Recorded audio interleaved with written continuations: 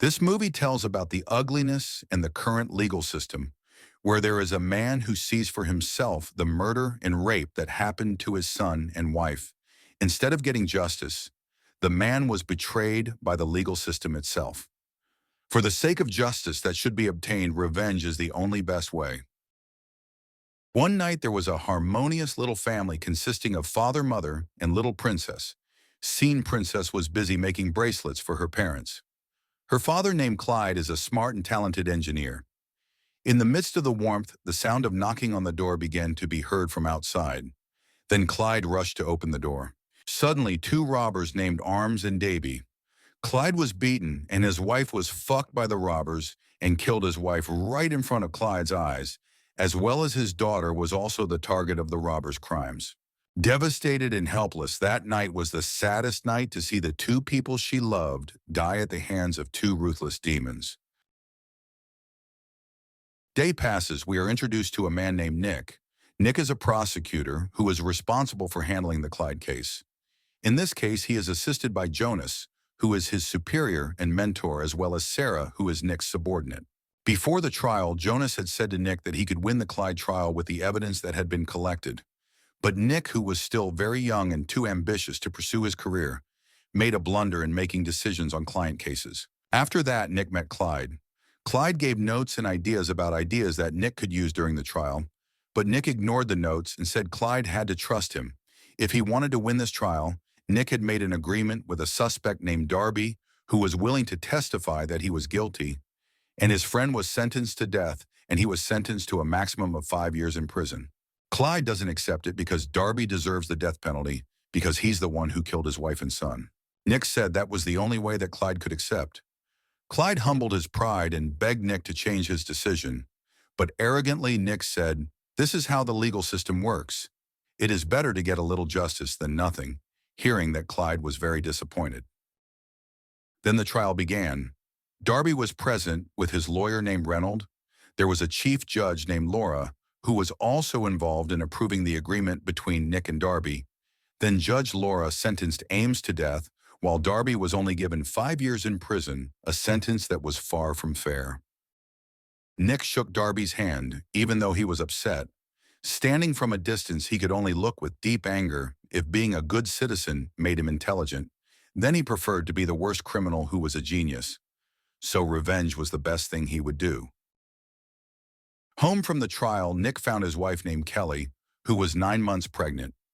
10 years later, Kelly was upset with Nick for being too busy with the world and his career, so that he never came to the art performance of his son named Denise. Nick finally promised to visit his son's art performance. Then Nick and Sarah are shown seeing the death sentence of the defendant Ames, namely lethal injection, which feels the least pain after 10 years in prison. Thomas, the head of the prison, asks Ames to say his last words. With a feeling of sadness, Ames said that indeed what I made was wrong, but swear to God it was not me who killed those people. I was a victim who was scapegoated by my own friends. This made the hearts of witnesses touched, except for Reynold, lawyer from Darby. Liquid is inserted in each body Ames. Instead of dying peacefully, he feels excruciating pain in consciousness. All his muscles feel burned.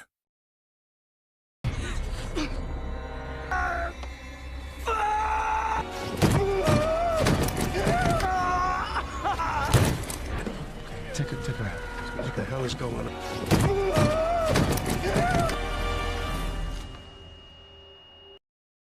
After 30 seconds, Ames died horribly.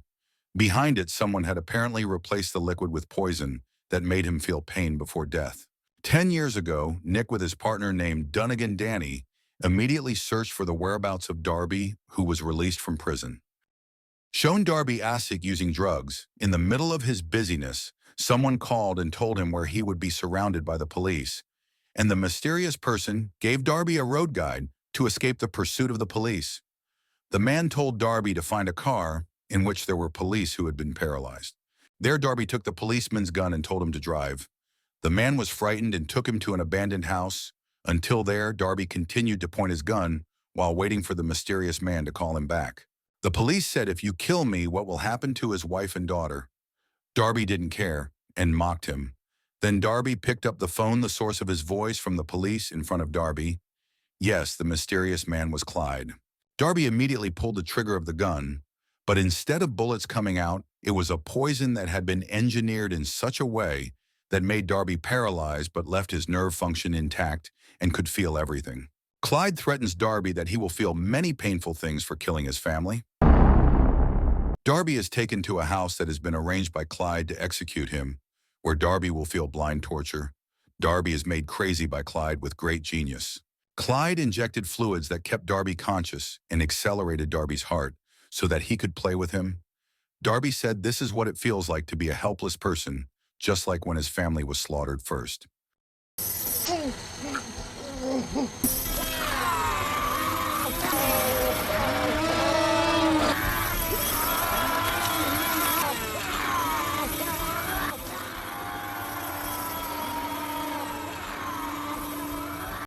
Finally, Darby died a horrible death, where Darby's body was mutilated into 25 parts.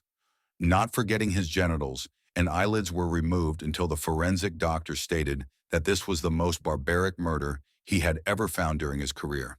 On the other hand, Nick hears that Darby's case is not a senseless murder, but it is all intelligence, and the person behind it is not a random person, but a very genius criminal.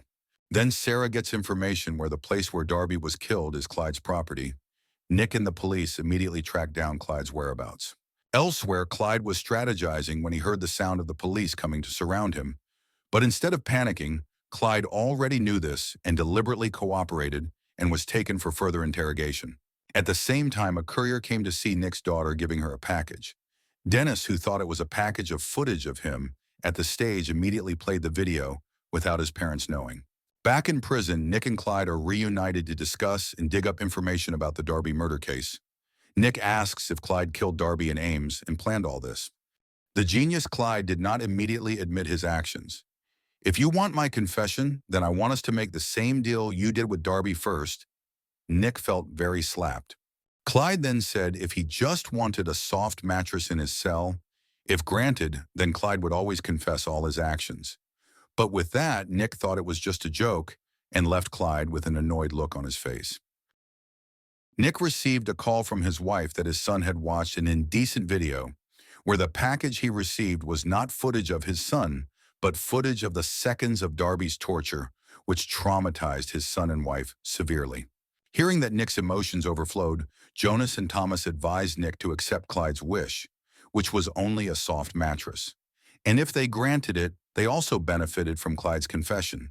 Because there was no strong evidence other than his confession that could make him a suspect, I don't know what was in Clyde's mind until he only wanted a soft mattress.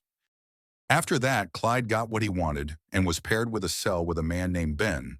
The next day, as agreed, the trial began. Clyde had to testify according to what he had done in front of Judge Laura.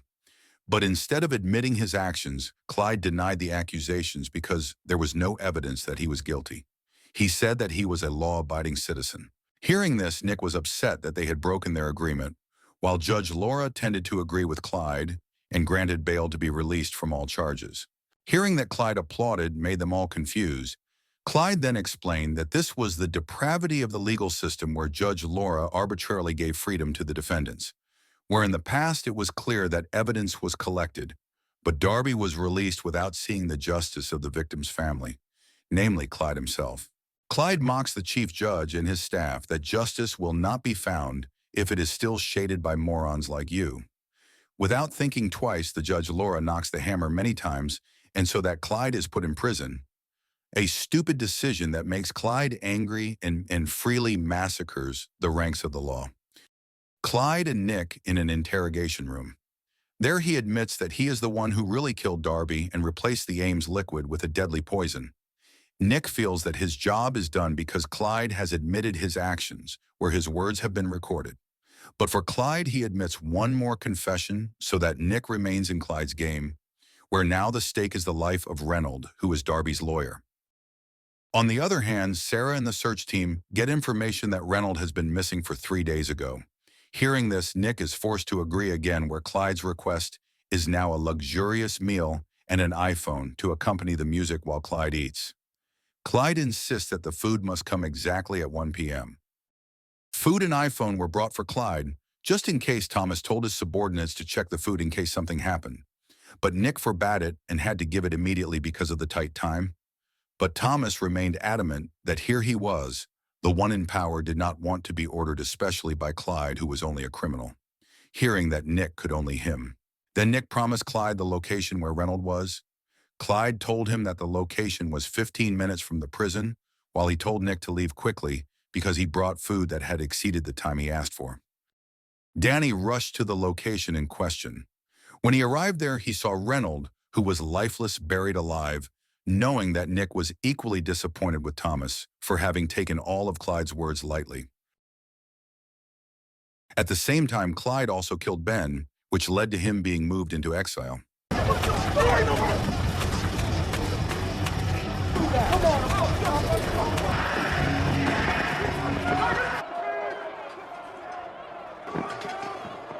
Nick met him and asked why he killed Ben. Then he replied he was the one who defended Darby, defended a murderer, then he was just like a murderer. Then I had to kill him because everyone will be responsible for their actions. Then Nick is seen, who is upset thinking about what is wrong with his work, to the point that he is carried away by this crazy game. Jonas then comes and invites Nick to go and meet someone who knows Clyde. He met a man named Darwin. Darwin said he was not a relative or friend of Clyde, but only a colleague who had worked with him once. Jonas asked who this Clyde was, whether he was a spy or the like. Darwin said that Clyde was the brain of the spies. Clyde was an expert in genetic surgery specialists. In other words, Clyde could kill someone without touching and without being in the same room. All of Clyde's actions must have a purpose. That means when Clyde sends Dennis DVDs and asks for a mattress, all of that has gone into his plan. Because of that, Nick and Jonas are shocked because his opponent is not just a former engineer, but just like a commander who has the intelligence to organize a war strategy. And yes, Clyde declared war on law enforcement for the sake of justice. After that, Nick and Jonas went to Judge Laura to ask her to sign a letter to limit and prevent whatever Clyde did, but the unexpected happened. Okay. I'm game. Wait. Hello? The chief judge died after receiving the call. Nick and Jonas were helplessly silent. Then in prison, Nick returned to see Clyde. Clyde again asked Nick to offer a deal. Clyde asked that tomorrow he be released on all charges at 6 a.m. If not, Clyde would kill everyone. Nick could only be speechless. He was taken to isolation, on the other hand. Nick and Sarah tried to find Clyde's partner, who they suspected that Clyde was not alone in committing this murder, but they did not get any information. Nick then told all law enforcers to stay at the police station in case they were included in Clyde's murder list. Now the time shows 6 a.m., seeing that suddenly Nick and his colleagues feel relieved because they think they managed to miss the terror of Clyde. Nick told everyone to go home and rest, but when everything was in the parking lot, the unexpected happened again. I don't know how this one's going to turn out, Nick. Night, Jonas.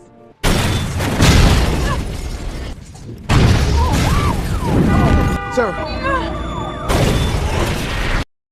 6 high-ranking law officials died as a result of this, including Sarah, Nick's trusted subordinate, seeing that Nick was very frustrated and helpless. Then Nick and Jonas met the mayor. It seems that the mayor is very disappointed with the work of the two of them, even though the culprit is clearly in the cell, but still making chaos until now. Jonas said that the perpetrator was not an arbitrary person. He was a genius and shrouded in deep anger, but the mayor did not want to accept any excuses. He wanted Nick and Jonas to finish it as soon as possible before the public panicked over Clyde's actions. After that, Nick met Clyde outside the prison there.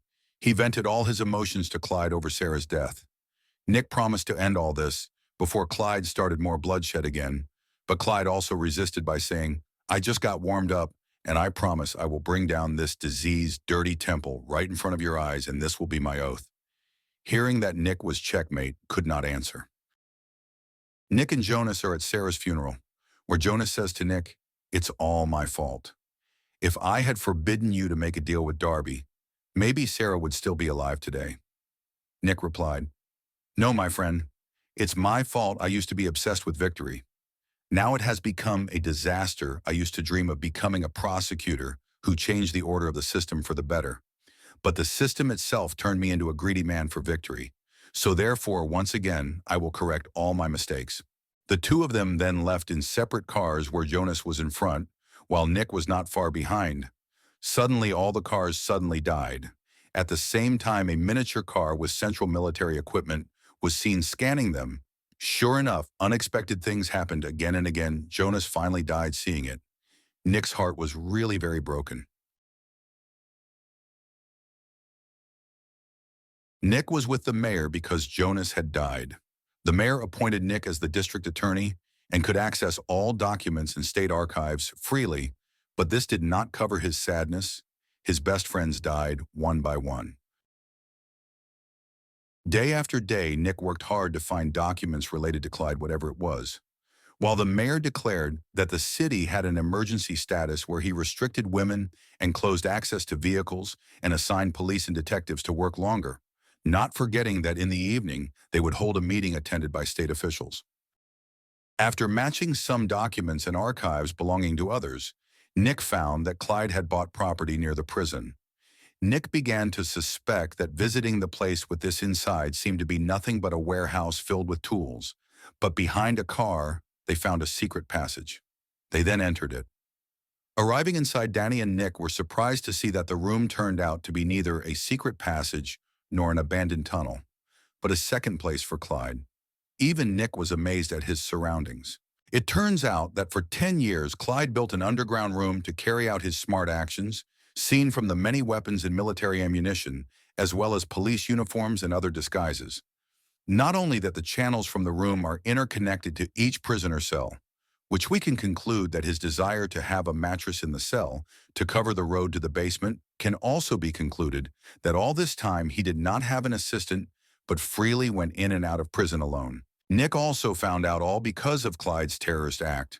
One of the plans was that Clyde would blow up the City Hall building, which would be used by the mayor's meeting and all the ranks of state officials, which would be held at that time. Nick and Danny rushed to the meeting place. At the same time, Clyde had disguised himself as housekeeping while hiding the bomb in the trolley. Clyde stored the bomb downstairs right where the congressional chamber was held, feeling his efforts would succeed. Clyde then went to a parking lot while monitoring through CCTV that he had hacked. Nick and Danny and a bomb squad scattered to look for the bomb. Long story short, they managed to find the bomb and open it. It was seen that the bomb was controlled via a cell phone. A brilliant idea emerged Nick about what he would do to the bomb. The mayor and the officials have gathered Clyde back to prison because he-men want to blow it up in the cell so that the police do not suspect him. Nick admits that he is very, very amazed by Clyde's genius to carry out his criminal plan. Clyde is proud of the praise. Nick had suggested that Clyde stop all his actions, but Clyde remained adamant that what he-men do is right. Clyde offers whether Nick wants to make a deal with him again before something bad happens. Nick then replied, "I will never make a deal with a murderer again because I realize what justice is. Thank you for teaching me the importance of justice, even if it's just a speck of dew." Hearing that Clyde was touched, then he pressed the button on his cell phone where it triggered the explosion. Knowing that, Nick immediately came out, as he said, "The bomb is not in the City Hall now. You are occupying it because I have moved it." Knowing that Clyde limped, there was no way out while the flames began to envelop him. All his actions did not make him satisfied or sorry. He just wanted justice, even in the wrong way. Clyde just sat resignedly looking at a bracelet, the last treasure and the most beautiful memories he had after his beloved daughter died, along with the explosion. Nick Middle attended his daughter's event, and from the case, it seems that Nick has learned to divide his time with family rather than pursue his ambitions. Now, Nick understands that all of Clyde's actions are an expression of injustice itself. Therefore, Nick is constantly changing for the better with the existence of Clyde. With the making of this movie, we can find out that the law is not always equal. If in this movie, the law tends to choose the bad over the good, then it is not much different from real life, like a blunt knife up, sharp down, where the law is like blind to corruptors and bribe takers, while the lower class people are constantly glared at and even oppressed, whereas justice is to give rights to those who deserve it instead of taking it, and without any element of coercion and not favoring one over the other, But again, humans are only weak creatures who only make apply and use the true law. Justice belongs to the Almighty God.